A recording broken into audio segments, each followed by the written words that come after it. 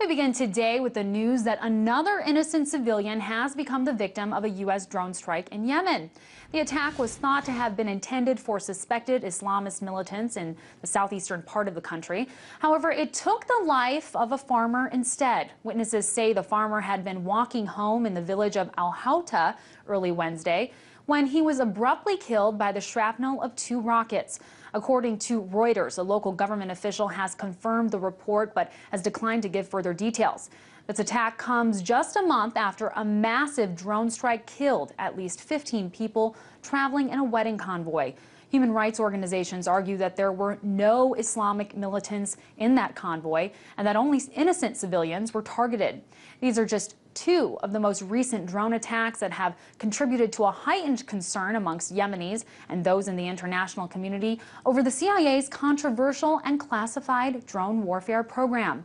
But this news comes just as Congress is trying to make it more difficult to bring transparency to the program. According to the Washington Post, Congress inserted a secret provision in a massive government spending bill introduced this week that keeps lethal counterterrorism operations under the umbrella of the CIA. While it's still unknown what is exactly in this provision, it allegedly prohibits funding from being used to transfer unmanned aircraft from the CIA to the Pentagon. Here to talk about these latest developments and the implications going forward, I'm joined by Robert Naiman. He's the policy director for Just Foreign Policy. Robert, thank you for joining me. Good to be with you. So, Robert, in 2013, there was a lot of buzz about the drone program switching from the jurisdiction of the CIA to that of the Defense Department. President Obama himself said he wanted to see that happen. Yet here we are with an outright restriction on doing this. What happened? Well, first of all, as you said, we don't exactly know what's in the restriction because it's classified. We just have reports on it. There's some dispute about the report. Secondly, there's a narrow issue of disagreement and there are broader issues.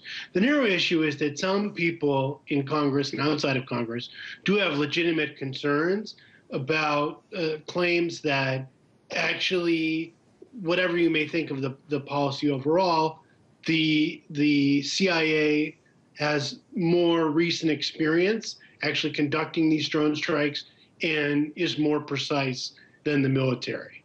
And this is the concern that was cited in the recent reports. Members of Congress are concerned that the military, if control is transferred to the military, there'll be more civilian casualties than there are now. And they point to this most recent wedding strike in Yemen, which was carried out by the military, by JSOC.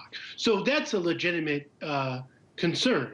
That doesn't mean that the overall policy reform of stopping the CIA from doing this, transferring this to the military, isn't a good idea, but it might not be a good idea to do it right away, before the military can certify that it's ready to do it. Sure. But there's a broader. If I could jump in there.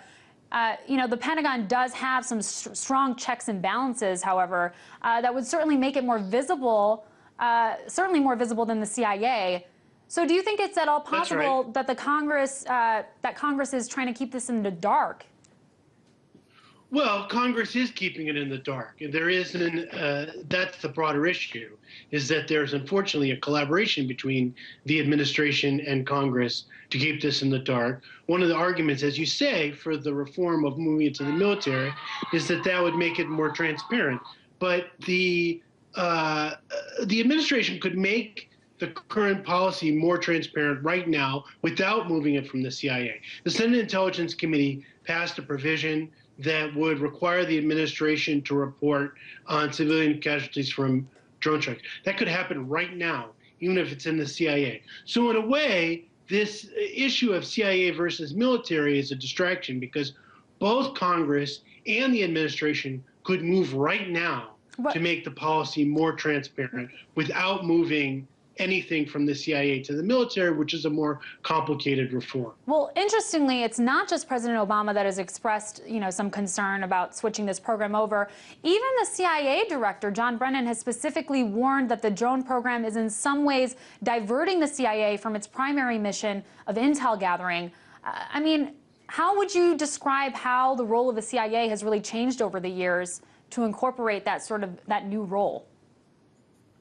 So since September 11, there was a concerted push to make the CIA more of a paramilitary organization, and this has been a long struggle inside the U.S. government. When Petraeus was head of the CIA, he was a big cheerleader for the idea that the CIA should have its own fleet of drones.